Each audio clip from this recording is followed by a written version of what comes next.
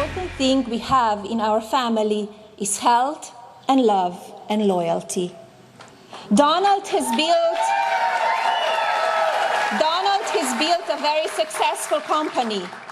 The privilege to go to work each day to do a job that he loves, alongside of his adult children.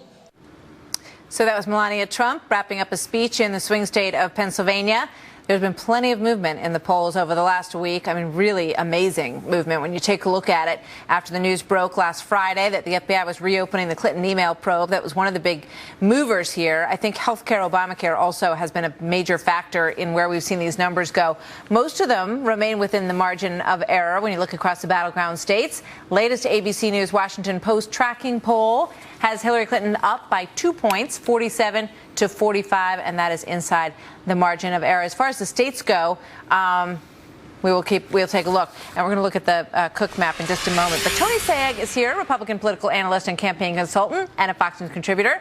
Bernard Whitman is former pollster for President Bill Clinton and CEO of Whitman Strategies and co-author of the new book, 52 Reasons to Vote for Hillary. As I said in the break, who better to talk about suburban women in Philadelphia than Tony and Bernard? Obviously. Right? I mean, you guys understand how suburban women think. Every day. I understand how suburban women think. As I said to you guys, they should have done this at 10 a.m. You know, they said the crowd wasn't as big as they'd hoped, but 2 o'clock, they're all going to pick up their kids at school. So maybe they should rethink that next time out. But anyway, I'm getting quite a good response here on Twitter to the speech. What did you think, Bernard? Well, I thought the most extraordinary thing was Melania Trump coming out and saying what she's going to work on as First Lady is battling bullying on social media. Well, it's going to be easy for her because all she's going to have to do is go up to the residence if Donald Trump is president and berate her husband for being the bullier in chief. I mean, this guy has disparaged every single group on the planet. I could not believe it. I bet that this is a message that her husband has heard from her recently as well.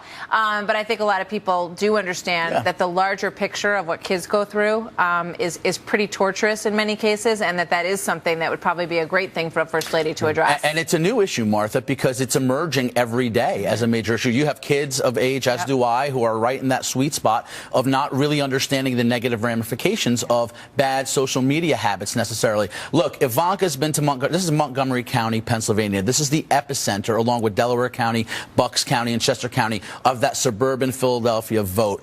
Ivanka's been there. Melania came. My suggestion would have been sending her earlier. She's a clearly effective spokeswoman.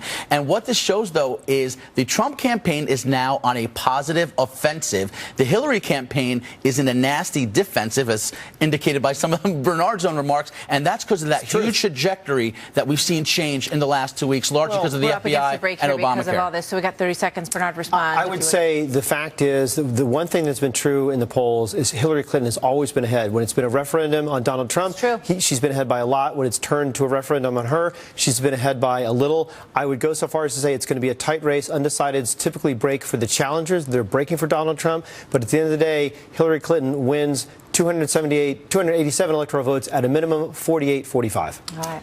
Thanks, you guys. You got it, Martha. Experts on suburban women. Good to have you guys here.